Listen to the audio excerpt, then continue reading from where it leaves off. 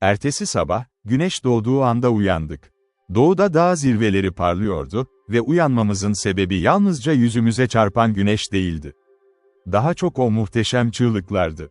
Etrafımızdaki kayalıklardan gök gürültüsüyle yankılanan o ses, El Sabio ile gündüz tanrısının gelişini selamlıyordu. "Bu iyi bir işaret, efendim," dedi Pablo.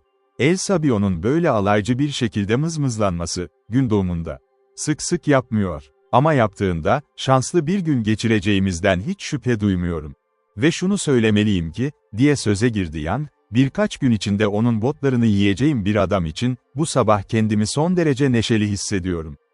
Bir kenara bırakın bunu, asıl önemli olan şu, o idolün etrafına bir bakın.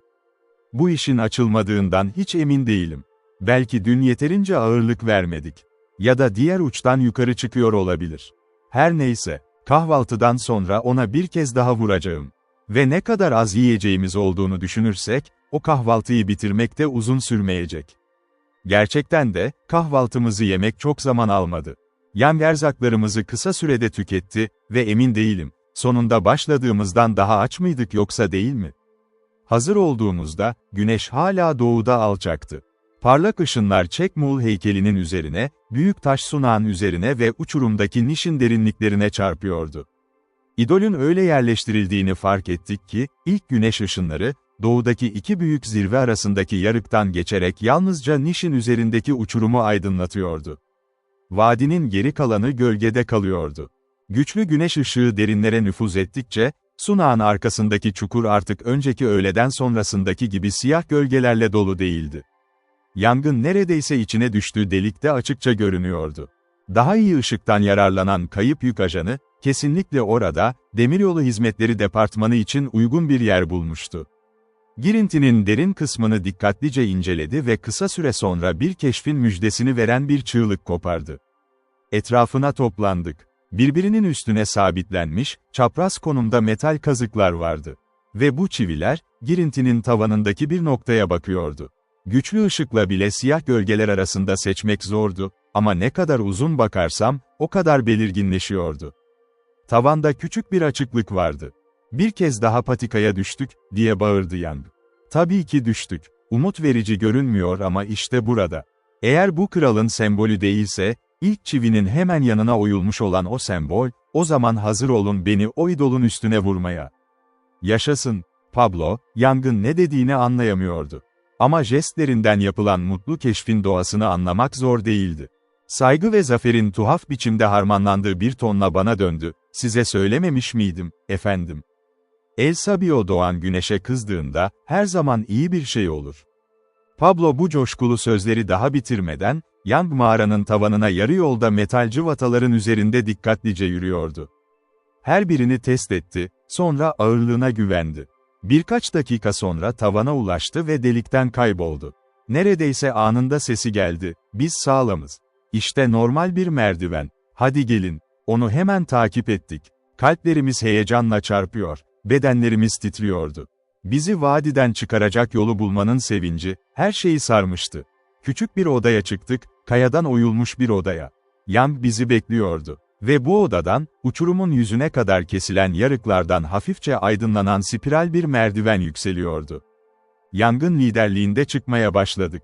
Önce hızlı, sonra yavaş ve yorgun. Çünkü merdiven sanki hiç bitmeyecekmiş gibiydi. Bedenlerimiz ağırdı. Ama ruhlarımız çok hafifti. Çünkü biliyorduk, bu yorucu merdivenin sonunda, kendimizi geri dönülmez biçimde kapalı saydığımız o uçurumlardan kurtulacaktık. Ve sonunda, üstümüzde bir ışık parladı. Giderek güçlendi, daha da güçlendi, ta ki bir sevinç çığlığıyla dışarı fırlayıp güneş ışığına kavuşana dek. Ve aşağıda, bir zamanlar bizi hapseden vadi uzanıyordu. Artık bizi tutmuyordu. Derinliklerde El Sabio'yu görebiliyorduk. O anda bir tavşandan daha büyük görünmüyordu. Ama o uzun kulaklarıyla bağırışlarımızı duymuş olmalıydı. Çünkü aşağıdan hafif bir anırma sesi yükseldi. "O eşek için oldukça sert çizgiler," dedi Yang, "onu aşağıda bırakmak. Ama belki daha kötü bir yerde de kalabilirdi." Pablo'nun içini huzursuzluk kapladığını hissediyordum. Sevgili arkadaşından ayrılma anı yaklaşıyordu. Batıya uzanan patikaya özlemle baktı, o kolay, düzleştirilmiş yola. El Sabio'nun merdivenlerden çıkıp yanlarına gelebileceğini düşünür gibiydi. Ama konuşmadı. Geri kalanımızın tek bir düşüncesi vardı: çantalarımızı mümkün olan en hızlı şekilde merdivenden yukarı çıkarmak. Ve bu iş, yavaş ve acı verici biçimde yapıldı. Tam geri dönmek için döndüğümüzde, bir kartal yavaşça üzerimize süzüldü. Bizden korkmadan. Rayburn çok şanslıydı. Tek bir tabanca atışıyla onu yere indirdi. Onu uçurumun kenarından aşağı attık. Ve döndüğümüzde, o meşhur kartal kahvaltısını yaptık, yine vadide. Kirli bir şey için midem yeterince güçlü olmayabilir derdiniz. Ama o an, o kartalın hayatımda yediğim en lezzetli şey olduğunu düşünüyordum. Doyurucu yemek bizi güçlendirdi. İşe azimle koyulduk. Çeşitli eşyaları paket ipleriyle önce küçük odaya çektik, sonra onları zorlu bir şekilde yukarıya taşıdık. Ellerim kabardı. Kollarım, bacaklarım ağrıdı. Hepimiz normalde kullanmadığımız kasları fark ettik ve ertesi gün yürümek bize çok canlı bir acı verdi. Bu ağır iş sürerken Pablo, ima yüklü bir sesle konuştu: "Böyle bir merdivenle yukarı çıkmak, sanır. Bilge olan için geyik gibi olurdu." Pablo'nun benzetmesini sorgulamadım. Çocuğun kalbi çok üzgündü. Omzuna nazikçe elimi koydum ve gerçekten üzüldüğümü göstererek şöyle dedim: "Bilge olan, Pablo, bu güzel vadide mutlu bir hayat sürecek. Ona zarar verebilecek hiçbir şey yok orada. Bol su var, zengin taze çim var, merdivenlerden tırmanabileceğini kesinlikle biliyordum. O zarif küçük ayaklarını ne güzel kullanırdı. Ama metal cıvatalardan oluşan bir merdiven. Başka bir şey. Bu ayrılığın acısına karşı kalbini güçlendirmelisin. Çünkü onunla kalmak istesen bile, su üzerinde ve ot üzerinde yaşayamazsın." "Ama o çok küçük ve çok hafif bir eşek, Senir," diye ısrar etti Pablo. "Hepimiz birlikte çekersek, onu iplerle yukarı çekemez miyiz? Kesinlikle 4 adam için kolay olurdu. Ve ben de ipler konusunda neredeyse her erkek kadar iyiyim, Senir. 4 adamın birlikte bile El Sabio'yu 100 metre yukarıya çekemeyeceği kanaatindeydim. Ama Pablo o kadar acınası biçimde yalvarıyordu ki, geride kalmaya ve sevgili arkadaşıyla birlikte vadide ölmeye kararlı görünüyordu. Konuyu Rayburn'a açtım. Onun yalvarışına kendi ricamı da kattım. Ayrıca pratik bir sebep de vardı. El Sabio, yükümüzü taşımamıza büyük ölçüde yardımcı olmuştu. Onu yanımıza almak mantıklıydı. Rayburn benimle hemfikirdi: böyle bir yüksekliğe, hiçbir donanım olmadan, bu denli bir ağırlığı kaldırmak imkansız görünüyordu. Ama Young'ın aklında bir şey vardı. Yaratıcı bir fikir. Böyle sert bir duruma cevap verebilecek türden bir fikir. Bunu anlayan Pablo, El Sabio'yu kucaklayarak sevinçle dans etti. Young, tanıdığım en becerikli insandı. Mekanik konusunda doğal bir dehası vardı. Demiryolu hayatının uzun yıllarında, karmaşık işlerin çok basit yöntemlerle nasıl yapılabileceğini öğrenmişti. "Hattın tam ortasında bir yük kazası olduğunda," dedi, "40 mil içinde kimse yoksa ve ekspres 2 saat içinde üstünüze gelecekse, ya bir çözüm bulursunuz ya da bulamazsınız. Burada 1. sınıf ekipmanım olsaydı, o eşeği 20 dakikada çekerdim. Yapmazsam, 2 saat içinde onu yemeye söz veririm." Bu konuşmanın tamamını Pablo'ya çevirmedim. El Sabio'yu yemekten söz etmek oldukça hassas bir konuydu. Çünkü o değerli hayvan gerçekten de yenilmeye çok yakın gelmiş bir tıraş yaşamıştı. Ama Pablo'ya, Senir Young'ın El Sabio'yu merdivenin başladığı yere kadar havada taşıyabileceğinden emin olduğunu söyledim. Ve Young, bunu başardı. Pablo'nun da el becerisi iyiydi ve son derece istekliydi. Young, şaşırtıcı derecede kısa sürede kaba ama etkili bir vinç kurdu. Bu vinçle El Sabio yavaşça yukarı çekilecek, odaya ve deliğe yerleştirilecekti. El Sabio, idolün arkasındaki alana getirildiğinde hepimiz kuşkuyla baktık. Pablo'nun güvence sözlerine karşın, El Sabio'nun bize güvenip güvenmeyeceği belli değildi. Ama Pablo, kalbinin derinliklerinde şunu biliyordu: bilge olan, hepimizin onun arkadaşı olduğunu biliyordu. Ona zarar versek bile, bunun onun iyiliği için olduğunu bir şekilde anlıyordu. Ve yaşadığı o korkunç yarım saatte, Pablo'nun sözleri doğrulanır gibiydi. Küçük bedeninin etrafına, boynuna ve sırtına ipler bağladık. Bu ipler vinç asma ipine sabitlendi. İşlem sürerken El Sabio zaman zaman başını bir omzuna koyuyor, yapılanları özlemle izliyordu. Başını yavaşça sallıyor, büyük kulakları hüzünle sallanıyordu. Tüm bunların ne anlama geldiğini anlamaya çalışıyor gibiydi ve sonucun iyi olmayabileceğinden endişeleniyordu. Sonunda her şey hazır oldu. Young ve Rayburn vinçi çalıştırdı.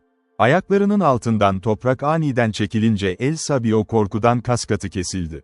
Havada süzülürken yüzünde en acı dolu ifade belirdi. Pablo aşağıda benimle durmuş, her türlü nazik ve teselli edici sözler söylüyordu. Ama bu sefer, bilge olan efendisinin sesine duyarsız görünüyordu. Ne gözleriyle ne de kulaklarıyla cevap veriyordu. Tam bir aptal gibi gökyüzüne doğru yükseliyordu. Yalnızca kuyruğunun keskin kıpırtıları ele veriyordu içindeki kargaşayı. Sonunda odaya güvenle yerleştirildi. Ve neredeyse tamamen yorgunluktan kaynaklanan bir çöküşle yere yığıldı. Ama bir kova su verdik, son damlasına kadar içti. Pablo'nun dokunuşuyla, Pablo'nun nazik sözleriyle, kırık ruhu yeniden canlandı. O kadar gevşek ve zayıftı ki, vicdanımız sızladı. Onu da merdivenden çıkarmamız gerekecekti. Girişime çok uzak görünüyordu. Pablo'nun söz verdiği o geyik tavırları, artık yoktu. Ama sonunda kendini toplayarak zirveye ulaştı. Ve Pablo'nun taşıdığı su dolu kovayı minnetle içti. O gece Pablo, sırayla vadiye indi. Arkadaşına zengin çimenlerden doyurucu bir akşam yemeği getirmek için. Tüm bu sıkı çalışmalar tamamlandığında, gün neredeyse bitmişti. Devam edemezdik. Vücudumuzdaki her kemik, her kas yorgun ve ağrılıydı. Bu yüzden geceyi merdivenin bittiği yerde, kayalık düzlükte kamp kurduk. Kartal'dan kalanlar hem akşam yemeğimiz hem de sabah kahvaltımız oldu. Gerçekten de çok büyük bir kuştu. Battaniyelerimize sarılırken duygularımız çok farklıydı. Bir önceki gece donuk bir umutsuzlukla uyumuştuk. Bu gece ise, önümüzde açık bir patika, kalbimizde neşeli umutlar vardı. Ve bu sevincin yanında derin bir şükran da vardı, söz söyledi. Dağın zirvesi boyunca izlediğimiz dolambaçlı yolda, kralın sembolünü ve okey işaretini takip ediyorduk. Açıkça görünüyordu. Ve hemen, üst gölün sularının boşaldığı yarın yanına yaklaştık, sular aşağıdaki vadide şehrin üzerine böyle dökülmüştü. Ve burada çok şaşırtıcı bir keşif yaptık. Büyük yarıktan daha az değildi bu. Kaya yarılmıştı, ama doğanın şiddetli bir sarsıntısından değil. Çok açıkça insan elinin işiydi bu. Açılışın yüzeyi boyunca kaya oyulmuştu. Uçurumun kenarından birbirine yakın sondaj delikleri açılmıştı, bir zamanlar tüm vadiyi dolduran göle doğru. Saha camıyla kayanın yarın uzak tarafına kanalize edildiğini görebiliyorduk. Ve bu konudaki tüm şüphelerimizi dağıtmak için, parlak, sert metalden yapılmış çok uzun bir matkap bulduk.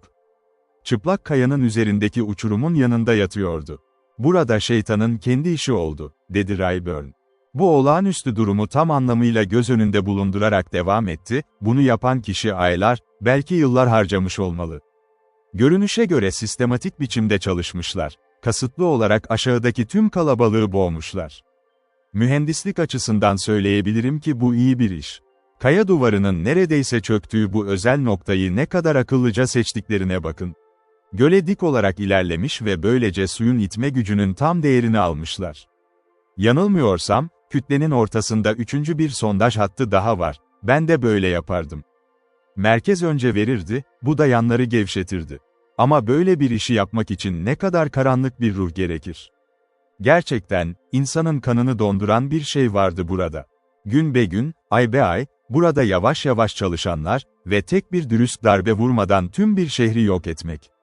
Böyle bir intikam, bu denli soğuk, bu denli kötü niyetli, dünyanın başlangıcından beri görülmüş zulümlerin en karanlığıydı. Aşağıdaki vadide gördüğümüz gölün sakin yüzeyinin altında, bu şeytani iş tamamlandığında ölen binlerce kişinin kemikleri yatıyordu. Sular o gün ölüme doğru sıçrayıp ilerlemişti. Ve onu serbest bırakan kişi, tam şu an ayakta durduğumuz yerde durmuş olmalıydı. O uzun emeğin sonunda, hiçbir cehennemin yeterince cezalandıramayacağı bir sevinç yaşamış olmalıydı. Bu muazzam felaket yerinden ayrılırken bedenlerimiz titriyordu. Daha da korkunç kılıyordu bunu, derin gizem. Her şeyin tarihin karanlıklarına gömülmüş olması. Uzun bir mesafe boyunca yolumuz, eski gölün çıplak vadisinin yanında ilerledi. Ve o insanlara dair düşünceler, masum sularıyla şeytanca kullanılmış o göle dair düşünceler, zihnimizden gitmiyordu. İstemeden, bu korkunç toplu cinayeti gerçekleştirenleri düşündük.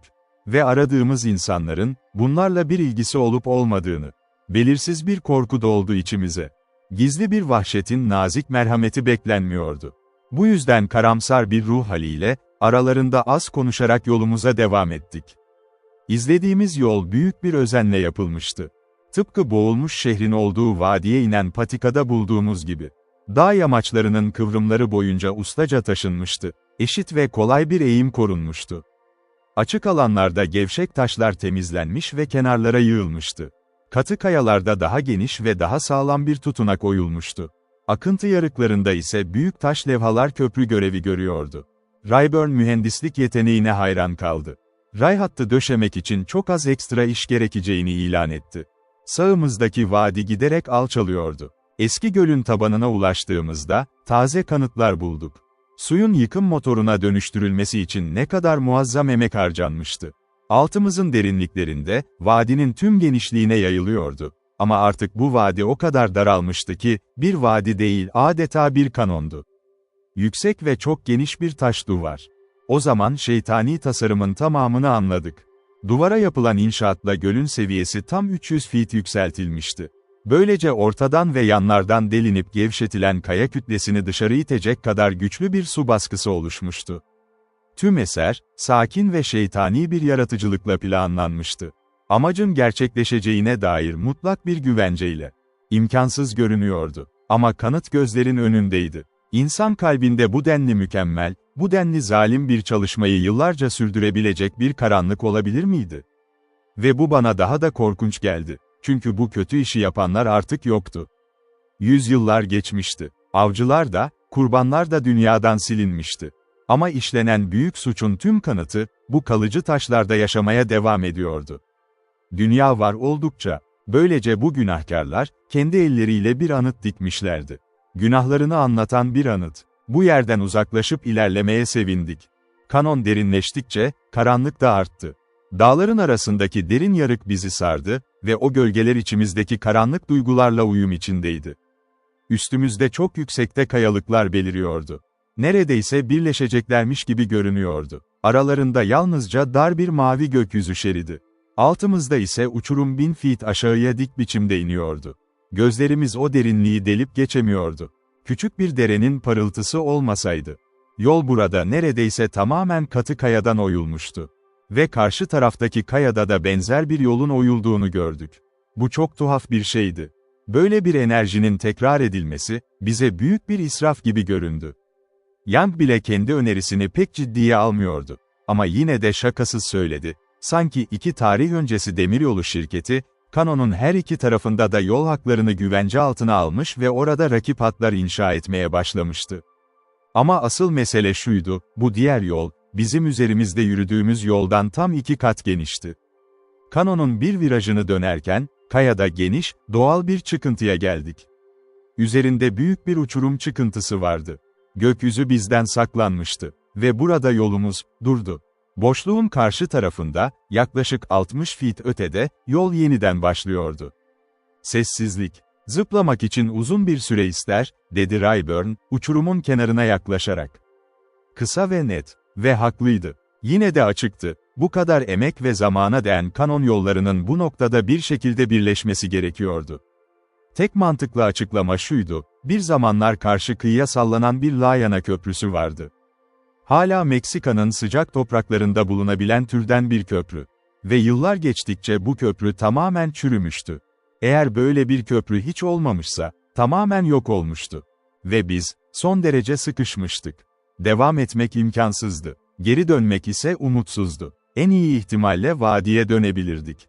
Ama oradan çıkmak, çok zor ve minnettarlıkla tırmanmıştık. Geri dönüp orada açlıktan ölmek yerine, hepimiz hızlıca işi bitirmeyi tercih ederdi. Ama Yan gözetlemeye devam ediyordu. Keskin gözleriyle, bizim için bir kurtuluş yolu gördü. Keşfini çok karakteristik bir şekilde duyurdu. İyi bir mühendis olmaya başladın değil mi? Dedi Rayburn'a. Ama hiçbir köprü duydun mu, bir ucunda asılı kalıp, sarkaç gibi ileri geri sallanan türden. Hayır, diye yanıtladı Rayburn, hızlı ve kararlı. Hiç duymadım, öyle düşündüm, dedi Young. Bu hattın inşasından sorumlu olan adamın birçok noktada önde olduğunu itiraf etmeliyim. Salıncak köprü fikri de bunlardan biri. Demiryollarında işe yaramazdı tabii. Ama şu an içinde olduğumuz böyle bir çukurda insan için çok yararlı. Ve hala çalışıyorsa, tam da bunu yapacak. İşte orada. Gördünüz mü? Hepimiz Young'ın işaret ettiği yöne baktık. Fray Antonio ve Pablo bile döndü. Ve gördüler. Kayanın çıkıntısının çok yukarısından sarkan, gölgede belirsizce görünen, büyük bir zincir. Alt ucu, uçurumun yüzüne monte edilmiş metal bir kancaya takılıydı. Durduğumuz çıkıntının en arka köşesinde. Rayburn her şeyi bir anda anladı. "Aman Tanrım," diye bağırdı. "Bu bir düşünce. Ucunu tutuyorsun ve diğer tarafa sallanıyorsun." Yam zinciri kancadan gevşetmiş, gücünü test ediyordu. Sonunda bir çapraz çubuk vardı. İyi tutunulabilecek büyüklükte. Hem çubuk hem de zincir, daha önce karşılaştığımız parlak, sert metalden yapılmıştı. Üst uç, yukarıda, kanonun neredeyse ortasında kayaya sabitliydi. Bu sayede çapraz çubuğu tutan kişi büyük bir güç harcamadan dışarı sallanabilir, uçurumun ötesindeki çıkıntıya ulaşabilirdi. Ama itiraf etmeliyim, bu geçişi düşünmek bile başımı döndürüyor, midemi bulandırıyordu. Endeki sınıf odamın ağacında güvenle sallandığım günlere özlem duydum. "Sorun değil görünüyor," dedi Young. "Ama Rayburn, benimle bir çekiş yapalım. Zinciri bir adam yarı yoldayken bırakmak istemeyiz, bunu bir emin edelim." Ve zincir çift ağırlık altında hala sağlam dururken ekledi, "Tamam, başlıyorum." Ve koştu, uçurumun üzerinde dışarı fırladı. Kalbim ağzımdaydı. Ama bir anda, kıvrım boyunca yükseldi ve diğer tarafa güvenle indi. "Bu patron bir icat. Kütükten yuvarlanmak kadar kolay," diye seslendi bize. Geçişin ne kadar kolay olduğunu göstermek için hemen kendini geri salladı. Pablo bu süreçte giderek artan bir huzursuzluk göstermişti. Şimdi endişeli bir sesle sordu. "Ama bilgi olanla nasıl olacak, Senor?" "Onu geçirmek gayet kolay," diye yanıtladı Young, Rayburn'a ve bana İngilizce söyleyerek. "Yine ip askılarına takacağız, zincire sabitleyeceğiz, ona iyi bir başlangıç noktası vereceğiz ve farkına bile varmadan karşıda olacak." Ama bu hızlı plan, pratikte hiç kolay değildi. El Sabio ipler bağlanırken huzursuzlaştı. Açıkça hatırlıyordu, merdiven başına kadar havada yaptığı o tuhaf yolculuğu. Ve benzer hazırlıklar yapıldıkça daha da huzursuzlaştı. Rayburn diğer tarafa geçti, zinciri bir taşla ağırlıklayarak geri gönderdi ve El Sabio'yu karşıda karşılamaya hazır bekledi. Ama kısmen beceriksizliğimiz, daha da çok El Sabio'nun inatçılığından, onu başlattığımızda, güçlü bir itişle ön ayaklarını uçurumun kenarına döndürdü. Ve bu yüzden Rayburn'un ellerinin ulaşamayacağı bir noktaya geçti. Sonra bize doğru döndü, sonra tekrar Rayburn'a. Yavaşça, daha da yavaşça, sallandı. Ve sonunda tam ortada hareketsiz asılı kaldı. Altında 1000 feet hava. Ve o zaman, El Sabio öyle bir enerjiyle tekmelemeye başladı ki zincirin her halkası sarsıldı. Pablo gerçek bir korku çılgınlığına kapıldı. Biz de korktuk, yalnızca zavallı eşeğin düşeceğinden değil. Zincir kopacak olursa, grubumuz ikiye bölünmüştü. Rayburn devam edebilirdi. Belki kendi hayatını kurtarırdı. Ama geri kalanımız için, önümüzde geçilmez bir uçurum, arkamızda açlık. Ama kurtuluşumuz, tam da o korkuyla çılgına dönen Pablo'dan geldi. Hızlı bir kavrayışla, bir paket ipinin sonunda koşu düğümü oluşturdu. Ve bu doğaçlama lasoyu ustaca fırlattı, döngü El Sabio'nun boynuna geçti. O talihsiz hayvan bir an için durdu. Hareketsiz kaldı. Sonra hepimiz ipi birlikte çektik ve bir dakika içinde El Sabio yeniden güvenle yanımızdaydı. Ama yüreklerimizi sıkan acımayla baktık ona. O ölümcül korkunun bıraktığı gevşeklik, onu yönetmeyi kolaylaştırdı. Bu sefer, bir ipi tedbir olarak zincire sabitleyerek onu dışarı çıkardık. Uçurumun tam genişliğinde yelken açtı ve Rayburn bir anda onu güvende tuttu. Zincir hemen gevşedi. Pablo onu geri çekti. Bir an sonra hafifçe karşı yakaya sıçramış, korkmuş yaratığı okşuyordu. Her türlü nazik sözlerle onu teselli ediyordu. Ve acınası bir sesle, El Sabio'ya güzel bir içki verilmesini istedi. Su fıçısını getirdik, kovayı doldurduk. Zavallı eşek, su stokunun tartışmasız yarısını içti. Gerçekten de, bu serbestlik onun için o kadar gerekliydi ki, onsuz gidemezdi. El Sabio böylece cesaret ve güç toplarken, Young diğer tarafa geçti. Mağazalarımızı kenardan karşıya geçirdik. Zincire ipler bağladık ve yükleri bir taraftan çekerken diğer taraftan çekiyorduk.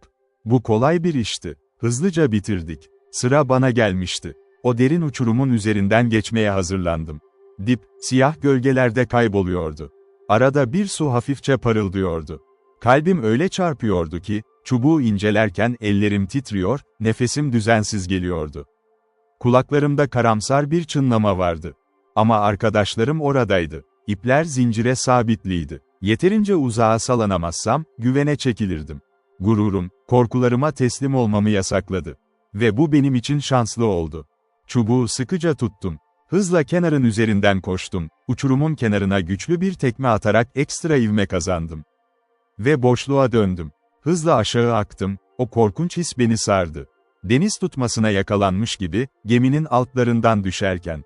Midem yerinden oynuyordu. Sonra, tam gücüm tükenmeye başladığında, çubuğu kaybetmek üzereyken, tekrar yükseldiğimi hissettim. İçimde taze bir umut canlandı. Çubuğu daha sıkı tuttum. 10 saniye, belki de tam süreyi bu kadardı. Ama bana 10 yıl gibi geldi. Ve kanonun diğer tarafına ulaştığımda, hafif bir çınlama sesi duyuldu üzerimde. Elimdeki çubuk kıpırdadı. Sonra, metalin kayaya çarptığı yüksek bir çıngırtı. Döndüm. Büyük zinciri, güneş ışığında kıvrılarak, aşağıdaki o karanlık uçuruma doğru süzülürken gördüm.